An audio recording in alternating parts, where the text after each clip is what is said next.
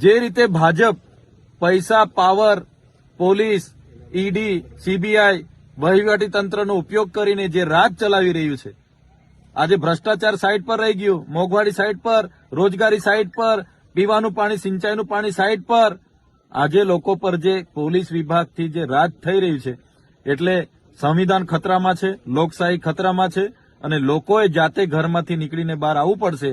ત્યારે જ આ સરકારને ભાન આવશે અને ત્યારે જ આ દેશ પર સાચા લોકોનું રાજ આવશે. ખુદ ત્યાંના પીઆઈ અને પીએસઆઈ પોતે અરજદાર બને છે, તો એવી તો શું પોલીસની મજબૂરી થઈ ગઈ કે પોતે અરજદાર બને છે ભાઈ ધારાસભ્ય પર? અમે લોકસભા ચૂંટણી લડી ત્યારે પણ આખી પોલીસ અમારી સામે હતી, આખું જિલ્લાનું વહીવટી તંત્ર અમારી સામે ચૂંટણી લડતું હતું. એટલે આ લોકશાહીમાં સરકારો બદલાતી રહી છે. પોલીસના ઉચ્ચ અધિકારીઓને પણ આપના માધ્યમથી અમે કહીએ છીએ, જ્યારે રાજા રજવાડાઓનું પણ રાજ જતું રહ્યું છે, આવનારા દિવસોમાં ભાજપનું રાજ પણ જશે, ત્યારે આવી તમારી ફાઇલો, અમને બધું ખબર છે કોણ શું ધંધા કરે છે.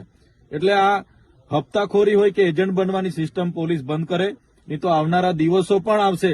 પોલીસ અધિકારીઓ, ઉચ્ચ અધિકારી રિટાયર થઈને ઘરે બેઠા હશે ને, ત્યાંથી પણ ફાઇલો ખુલશે ને ત્યાંથી પણ કોર્ટ કચેરીમાં ફરતા કરી દઈશું. એટલે અમે કહેવા માંગીએ છીએ, એક ધારાસભ્યના ઘરે રાત્રે પોલીસ મૂકી દે, ભયનો માહોલ પેદા કરે, તો શું અમારા અધિકારો નથી, અમારો અવાજ નથી? એટલે આ ભાજપના રાજ્યમાં તાનાશાહી એટલા હદે ચાલે છે. અંગ્રેજો વખતે પણ જે આપણા સ્વતંત્ર સેનાનીઓએ પદયાત્રાઓ કરી હતી, પગપાળા યાત્રાઓ કરી હતી, આંદોલનો કર્યા હતા, ત્યારે પણ આવી એફઆઈઆરો નથી થઈ. અમે શાંતિપૂર્ણ પદયાત્રા કરીને અમારા પર એફઆઈઆરો કરી છે. એટલે જનતા જોગ પણ કહેવા માંગીએ છીએ કે જાગવું પડશે. આજે અમારા પર છે, કાલે તમારો પણ વાળો આવે છે, પણ અમે ડરવાના નથી, અમે લડવાના છે. આ જનતાનો અવાજ ક્યારે પણ દબાવવાનો નથી. એટલે ત્યાંના જમાદારને મેં કીધું, એનો ફોન આવ્યો સામેથી કે આવવાના છો? મેં કીધું આવવાનો છું, વકીલને લઈને. નેત્રંગ પોલીસનો ફોન હતો, એને કીધું આવવાના છો? તો મેં કીધું આવવાના છું. એમાં કાંઈ ખોટી વાત છે? એટલે પબ્લિક વધારે થાય સાહેબ એનામાં. ના સાહેબ, મેં કોઈને આહવાન કર્યું નથી. ઉલટા અહીંયા ઉભા રહીએ છે, બધાને ખબર પડે છે, ઉલટા લોકો વધારે ભેગા, અમારી બી ઇમેજ બગડે છે.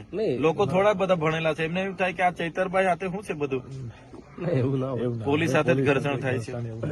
એટલે સાહેબ સહકાર આપો, ચાલો આપણે ત્યાં સુધી સહકાર આપો સાહેબ, સહકાર આપો. જવાના છે, અમે હાજર થવા જઈએ છે ને. પોલીસે ખોટી એફઆઈઆર કરી છે, અમે સાચા છે એટલે અમે હાજર થવા જઈએ છીએ. પોલીસ હાજર કરી દે, જેલમાં રાખવાના હોય તો જેલમાં રાખે, અમે તો આ જેલના કપડાં પહેરીને નીકળેલા છે, પૂરી દે, અમને કામ વાંધો છે. પણ જનતાનું જે અમને મત આપીને અમને લોકસભામાં વિધાનસભામાં મોકલ્યા છે, લોકસભામાં પણ 5,22,000 મત મળ્યા છે, તો એ જનતાના ન્યાય માટે અમે લડીશું. અમે અમારા છેલ્લા શ્વાસ સુધી લડીશું. મીડિયા